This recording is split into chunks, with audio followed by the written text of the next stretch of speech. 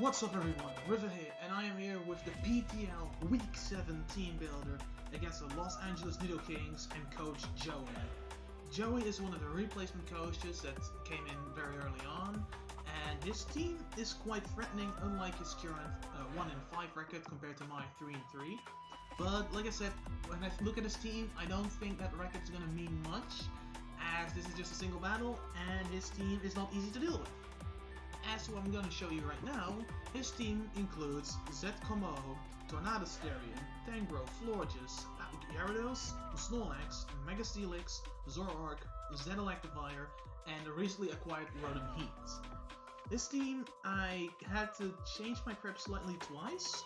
Once because he picked up Rotom Heat halfway through the week because of an illegal transaction that nobody had noticed, including himself. And because I may or may not have misread Tornadus as Thunderous. Nonetheless, I think the team I came up with should have a really solid chance, and it starts off with two of my offensive Pokemon, starting with Alola Ninetales. Alola Ninetales has a really good chance to set up a sweep against him, as the only Pokemon on his team that naturally outspeeds it is the Tornadus, which, again, I previously hadn't taken into consideration. But even besides that, Ninetales boasts a lot of power in this matchup. Simply because his grass resists, because his ice resists are very limited, being just a Rotom Heat. And technically speaking, the Gyarados is neutral because of its water typing, but again, it's neutral and I have Freeze Dry on this set. So overall to the set, it's Freezer and Holy moly, I'm going good today. Freeze Dry and Blizzard. Freeze Dry to hit the Gyarados and Blizzard for raw power. Blizzard is enough to kill off the Como, hence why I'm not running Moonblast. Especially with the nasty plot, there's very few that wants to take a hit from his Ninetales. The main thing being Rotom Heat, hence why I'm rocking the Hidden Power Rock. Icy Rock is there so I can actually keep on using Blizzards longer than I normally would. And the investment is also very straightforward. The speed is there to outspeed his second fastest mon, which is the 105 speed Zoroark, and max special attack simply to put out the power, and then HP investment to have an odd number, and the remainder in the other defenses. Very simple set, but very effective, similar to my set last week, but that was from last week, you should have seen that one by now.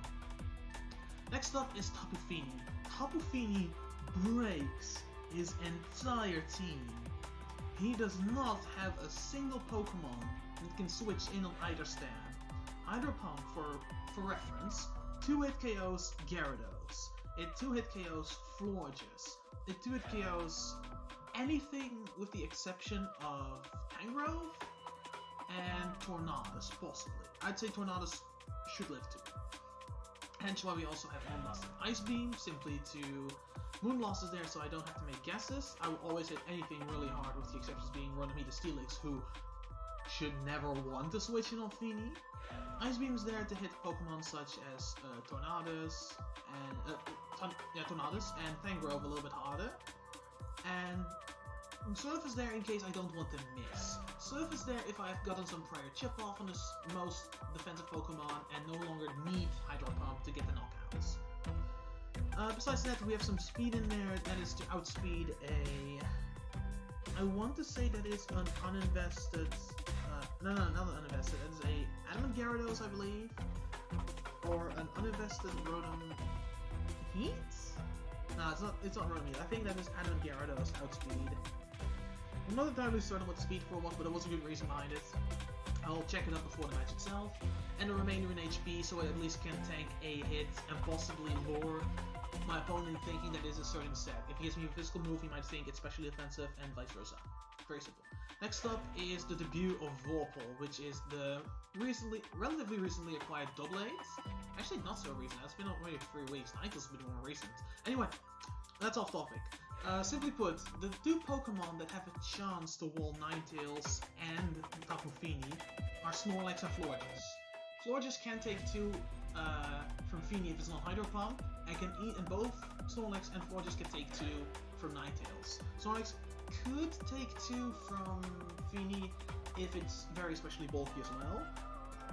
So those are the 2 Pokemon that are hardest for those 2 Pokemon to break, hence why I'm bringing Doublade, who easily will Florges, even if it's in a power variant, and also can deal with Snorlax even if it rocks Earthquake, or at least it can deal with it to the point that it's weak enough to lose to either one of my special attackers.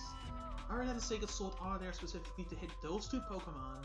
Toxic is there to hit something like a Tangrowth if it switches in on it, or even an Electivire if I want to stay in for whatever reason, because Electivire could have a Fire-type move or a Ground-type move to hit me, so that's also unlikely. And Shadow Sneak is there just in case I get in the scenario where I realize Doublade won't do much, so I have to rely on Priority. The spread also is very simple. I want to be able to hit Florges and Snorlax as hard as I can, while not sacrificing too much defensive capability. With this, I should be able to lift any 2 hits from Florges, assuming it has super effective in power that I don't have the berry for, and it should still live a hit from Snorlax. Even a banded variant should not be able to knock me out with a single Earthquake. Again, Aqua Berry is there, so I can take it from the likes of Rotom Heat, or in Power 5 Florges, or even a... I don't know, maybe if he runs Chlorophyll, Sunny Day, Weather Ball, Tangrowth. I'm not even sure if he gets Weather Ball, I think I'm just talking out the ass here. One being is, it helps me deal with a couple of Pokemon a little bit easier, a little bit less stressful, and I feel like this could help me set up for the 2 special offensive sweepers. Next, actually, Sweeper's Breaker, whatever.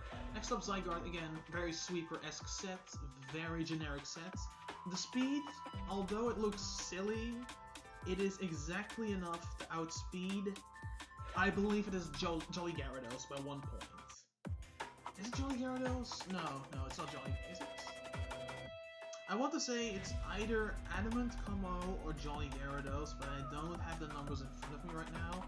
It might also be Adamant, Electivire, or Jolly Rotom Heat. I'm not entirely certain about the spread from the top of my head. It's been a couple of days with this team, which is kind of a running theme. I built a team, then I think I'm going to make changes, I don't make changes, and a few days later I record this, and then I forget. Either way, in the battle, I'll probably mention it subconsciously, but that's up for them. It's a very simple set, 1000 arrows, hits pretty much everything, Tangrowth being the main exception. Yeah, I believe Tangrowth is only true resist, and Outrage is there simply to hit the likes of Tangrowth, or Gyarados, or Snorlax just a little bit harder. Steelix could be an issue for this Pokemon, but again, Steelix is not an issue to the rest of my team.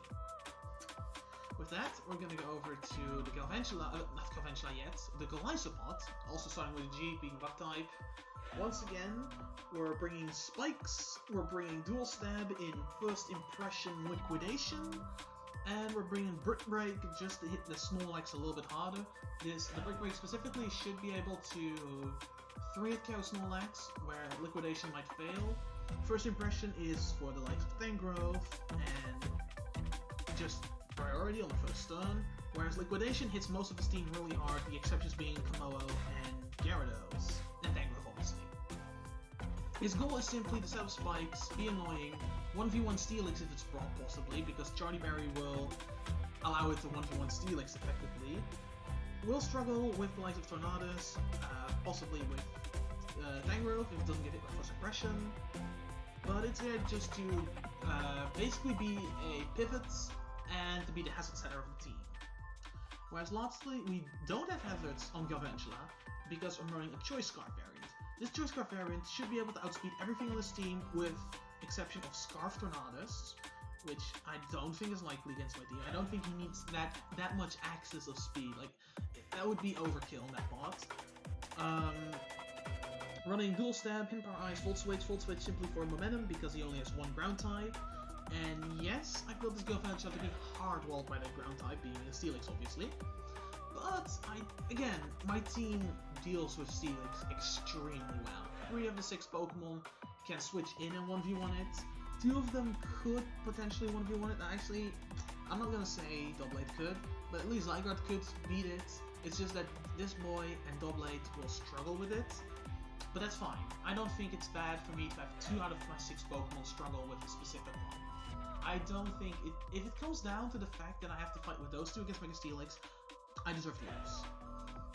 So Thunder and Bug Buzz, very simple. They hit everything basically. Hidden Power Ice just to be a little bit safe on the coverage on the Komodo, and just in case I want to hit Mega Steelix for 20%, even though I don't even think it'll do 20 if it's Pedef. It's a really solid option. I should correct my IVs for the Hidden Power because I figured out how to do that. And with that, I'll do that right after the Teambuilder, which ends here. I hope you guys enjoyed it, I hope it was informative, and I hope to see you guys tomorrow with the battle. I hope to see you then, and yeah, till then.